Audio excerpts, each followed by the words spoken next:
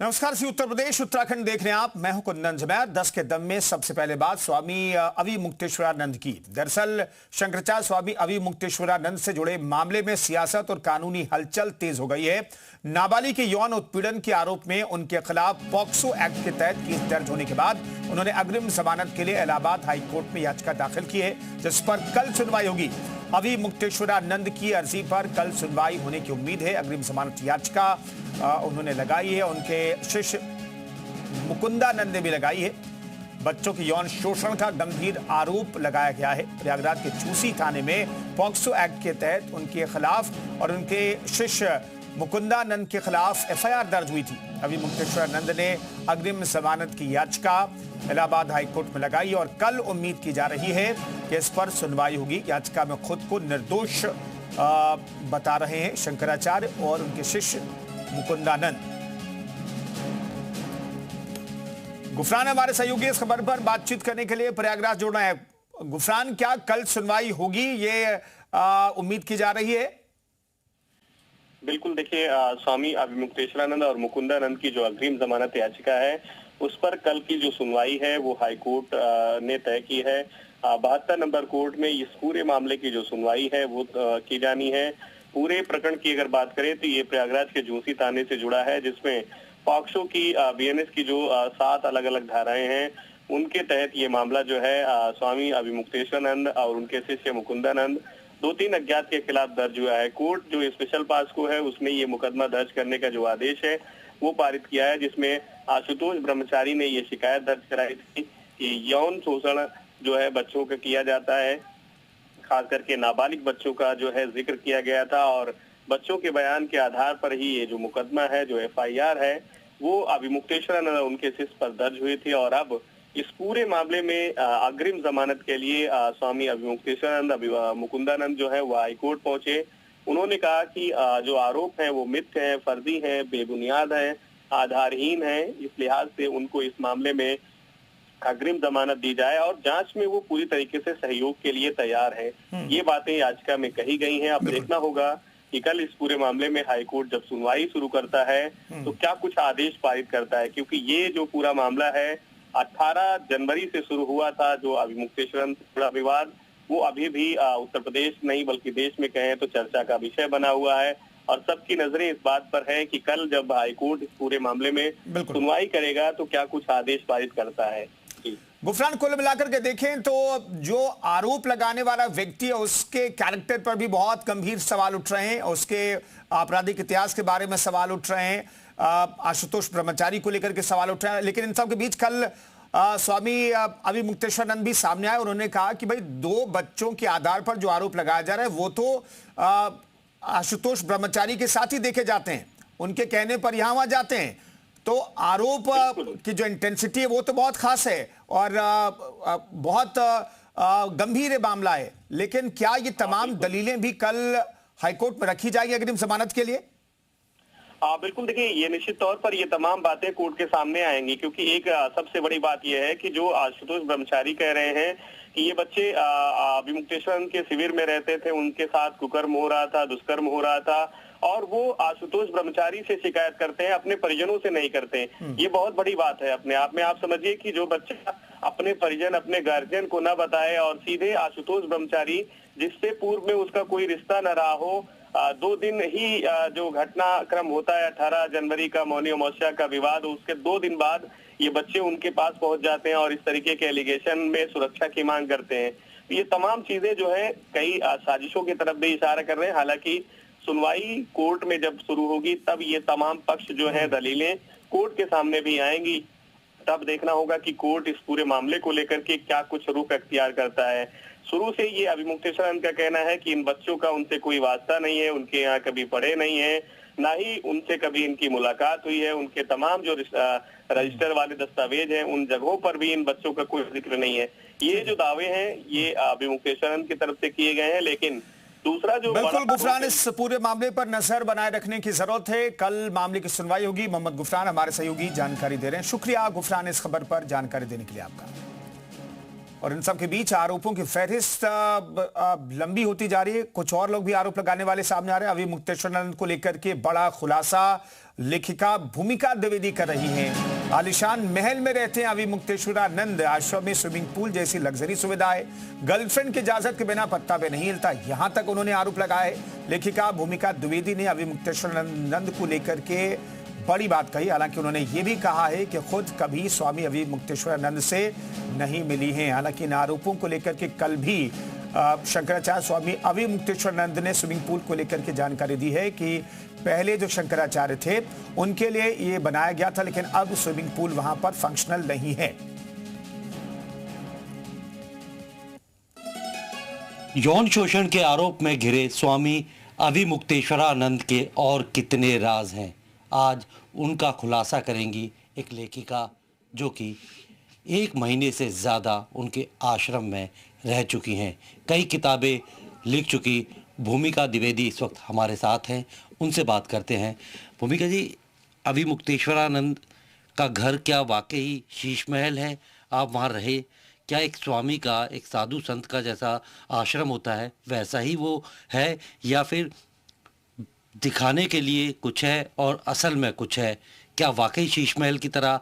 और उस घर के अंदर ऐसी क्या क्या चीज़ें हैं जो आपने वहाँ रह के खुद अपनी आंखों से देखी हैं? लेकिन शंकराचार्य एक प्रतिष्ठित और हमारे सनातनी धर्म की सर्वोच्च कुर्सी है, सर्वोच्च चेयर है। तो अगर उनका विद्या मठ घर है, अगर है, क्योंकि वो वहाँ आकर विश्राम करते हैं, ऐसा बताया जाता है कि वो वहाँ विश्राम करने के लिए आते हैं और अपनी सखी से मिलने के लिए आते हैं, ऐसा वहाँ के लोगों ने बताया। मैं विद्या मठ में पहली बार गई थी, तारीख है 18 मार्च 2022। मैं पहली बार वहाँ प्रवेश मैंने किया। मेरा वहाँ सिग्नेचर है, वहाँ पे रजिस्टर में लिखना पड़ता है कितने दिन के लिए आप हैं वगैरह वगैरह। तो मैं गई थी, तो वहाँ जाकर जो चीज़ें देखी है, हाँ वो बिल्कुल आश्रम की तरह नहीं है। मैं तो ये सोची गई थी कि गार्डन होगा, गायें बंधी होंगी, एक आश्रम की जो छवि दिमाग में मेरे थी, ऐसा नहीं है। वहाँ पे हाँ स्विमिंग पूल है, और वो जो उनकी सखी हैं, वो जो मालकिन है आश्रम की, अभी बताया जा रहा है कि वो किसी और को बता रहे हैं। वो नहीं है, जो इनकी सखी है वो दूसरी है। मेरे पास उनकी तस्वीरें भी हैं। वो बहुत क्लोज होकर बैठती हैं, कान में उनसे बातें करती हैं। वो उनकी बहन नहीं है, उन्होंने खुद बताया वो उनकी सखी है। तो एक लेखिका की ये सोच है और उन्होंने ये आरोप लगाया है। फिलहाल आगे बढ़ते हैं। स्वामी अभी मुक्तेश्वरानंद के खिलाफ एफआईआर दर्ज कराने वाले शिकायतकर्ता आशुतोष महाराज ने दावा किया है कि यह मठ 5 मंजिला है, इसके ऊपर स्विमिंग पूल और शीश महल जैसी सुविधाएं मौजूद हैं। इन दावों की सच्चाई क्या है, इसी सवाल का जवाब तलाशने के लिए जब मौके पर पड़ताल की गई तो तस्वीर कुछ अलग ही सामने आई है।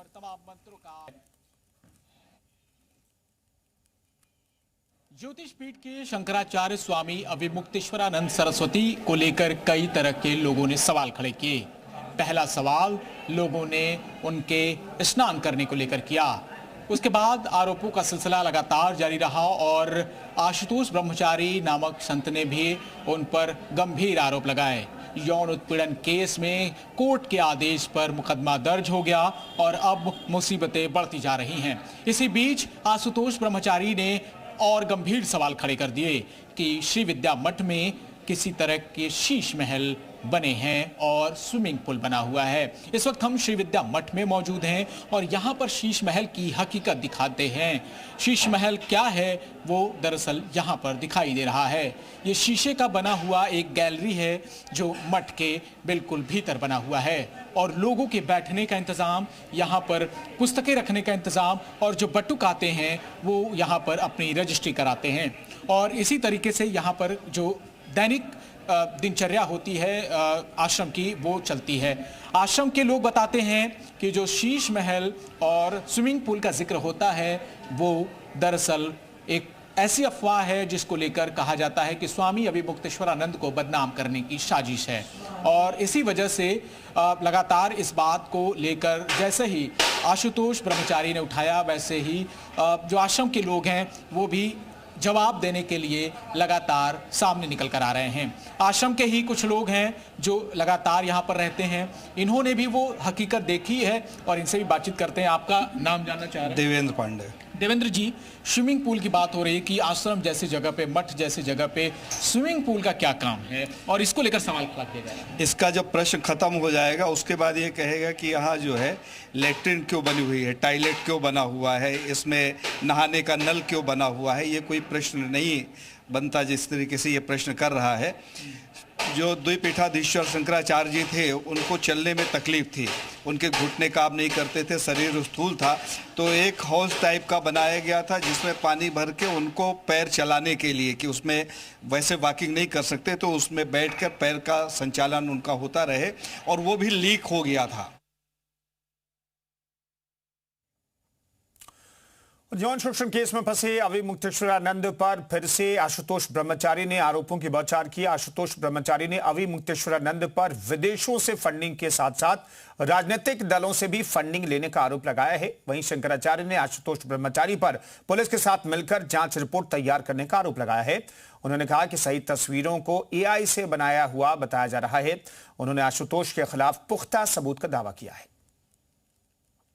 जो पर्याप्त सबूत है वो सिद्ध हो चुके हैं कि आपने कुकर्म किया है। वो विवेचना का पार्ट है, नहीं अल्लाह का पार्ट है, वो बता चुके हैं। वो मेरे शिष्य, इस समय मेरे शिष्य हैं, पूर्व में अवि मुक्तेश्वर के शिष्य थे। चोर क्या कहेगा? चोरी करने के बाद कहेगा मैंने चोरी की है। यदि किसी घर में डकैती गिर गई, डकैत कहेगा मैंने डकैती की है। ये तो कुकर्म ही है। ये तो इतना नाबालिग भटुक के साथ अपराध किया है। कल इस प्रकरण से संबंधित महत्वपूर्ण तथ्यों का खुलासा किया जाएगा। ये बीती कल में उन्होंने लिखा था, आज के लिए हम पुनः स्पष्ट करना चाहते हैं, यह संपूर्ण कार्यवाही न्याय और सत्य की स्थापना के उद्देश्य से की जा रही है। जांच टीम के साथ शिकायतकर्ता पूरा सहयोग साथ में रह करके कर रहे हैं और न्याय की स्थापना के लिए कर रहे हैं। किसी भी निर्दोष व्यक्ति को आघात पहुंचाना हमारा उद्देश्य नहीं है, बल्कि विधि सम्मत कार्यवाही के माध्यम से सत्य को सामने लाना ही हमारा लक्ष्य है। तो पूरे मामले में शंकराचार्य अवि मुक्तेश्वरानंद सरस्वती पुलिस का सहयोग भी कर रहे हैं। इस पूरे मामले पर दोनों तरफ से जो पक्षकार हैं वो हमारे साथ मौजूद हैं। हमारे साथ श्रीनाथ त्रिपाठी पक्षकार हैं अवि मुक्तेश्वरानंद जी की तरफ से, और रीना सिंह हमारे साथ पक्षकार हैं आशुतोष ब्रह्मचारी की तरफ से। रीना जी हमारे साथ मौजूद हैं। सबसे पहले रीना जी, अब तो अग्रिम जमानत याचिका पर भी कल हाईकोर्ट में सुनवाई होगी। जो आरोपों की इंटेंसिटी है वो बहुत खतरनाक है, लेकिन अपने बचाव में स्वामी अवि मुक्तेश्वरानंद भी जवाब दे रहे हैं और कह रहे हैं कि भाई जो दो बटुकों को लेकर के आरोप लगाए जा रहे हैं, वो दोनों बटुकों के बारे में तो ये कहा जा रहा है कि आपके जो क्लाइंट हैं उनके साथ वो रह रहे हैं और उन्हीं के कहने पर ये आरोप जानबूझ करके लगाया गया है। नहीं, देखिए ये बिल्कुल ही गलत आरोप है। अगर आप ये कौन किसके साथ रह रहा है ये एक सेकेंडरी बात है। जो यहाँ पे जो पहला प्रश्न वो ये है कि अगर दो नाबालिग बच्चों पुलिस स्टेशन में जाकर के, न्यायालय में जाकर के ये कहते हैं कि हमारे साथ ये अपराध हुआ है, तो क्या हमारा कानून, संविधान ये इजाजत नहीं देता कि उनकी बात सुनी जाए? और दूसरा, आशुतोष ब्रह्मचारी ने आरोप नहीं लगाए हैं। आशुतोष ब्रह्मचारी जो है वो उन पीड़ितों के परोकार हैं, क्योंकि नाबालिग बच्चे हैं जिनकी जो पहचान है वो गोपनीय रखी जाती है।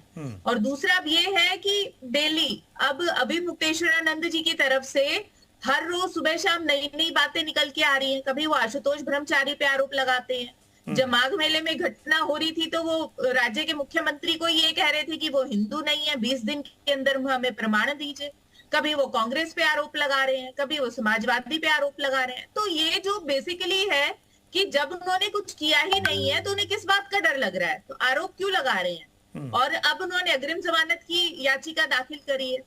तो अगर उनको ये लगता है कि कहीं ना कहीं डर है ना कि उनको अरेस्ट ना कर लें, और दूसरा स्टेटमेंट रिकॉर्ड हुई है, जो विक्टिम्स हैं उनकी मजिस्ट्रेट के सामने स्टेटमेंट्स रिकॉर्ड हुई हैं, मेडिकल टेस्ट हुए हैं। तो ऐसा तो नहीं है कि भाई जो कानून चल रहा है वो किसी एक आदमी ने कह दिया उसकी वर्बल स्टेटमेंट पे चल रहा है, बिल्कुल भी नहीं है। और अवि मुक्तेश्वरानंद की जो स्टेटमेंट है उससे तो ये लगता है कि वो ये कहना चाह रहे हैं कि जो न्यायालय है, न्यायालय की प्रक्रिया ही गलत है, न्यायाधीश का फैसला ही गलत है। अगर आप किसी उससे सहमत नहीं है तो आप आगे कानूनी कार्रवाई कीजिए। और दूसरा, रीना जी, कानूनी कार्रवाई तो चल रही है, आप कह रहे हैं कि अवि मुक्तेश्वरानंद जी डर गए, तो भाई ये पॉक्सो के तहत किसी के खिलाफ मामला दर्ज होगा तो गिरफ्तारी हो सकती है, चाहे वो अभी मुक्तेश्वरानंद हो या फिर आम आदमी हो। तो इसलिए उन्होंने अग्रिम जमानत याचिका लगाई है। कल क्या आप लोगों की तरफ से या फिर आप लोग अग्रिम जमानत याचिका का विरोध करेंगे और किस आधार पर आप लोग विरोध कर सकते हैं, रीना जी? देखिए, जो इसमें सबसे पहले तो ये वर्सेस गवर्नमेंट है, क्योंकि एफआईआर रजिस्टर्ड हो चुकी है, वर्सेस स्टेट है। उसके बाद जब हमारा मत कोर्ट जानेगा तब हम अपने विचार रखेंगे, क्योंकि देखिए अभी केस एडमिट नहीं हुआ है, किसी पार्टी को नोटिस सर्व नहीं हुआ है।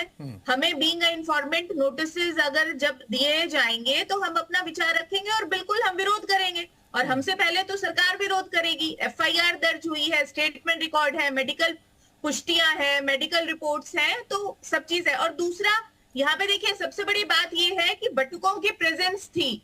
आप बहुत सोशल मीडिया पे बहुत ऐसी फोटोग्राफ्स चल रही हैं। 18 तारीख को जो घटना हुई वहां पे जो मारपिटाई हुई पुलिस की और बटुकों की, तो बटुकों को आगे कर दिया, तो बटुक तो प्रेजेंट थे ही ना वहां पर। अब जो घटनाएं 18 तारीख की हैं और पिछले कितने समय से उनका शोषण चल रहा था, तो इस चीज में वो क्यों नहीं कह रहे, क्यों बटुकों को साथ लेकर के चल रहे थे? नाबालिग बच्चे ही आपके शिष्य थे क्या? आप क्यों उनको साथ लेकर के चल रहे थे? ठीक है, शुक्रिया रीना जी, हमसे जुड़ने के लिए आपका बहुत बहुत धन्यवाद। तो कोर्ट में सुनवाई होगी अग्रिम जमानत याचिका पर कल, और इस खबर पर हमारी नजर लगातार बनी रहेगी। फिलहाल एक छोटा सा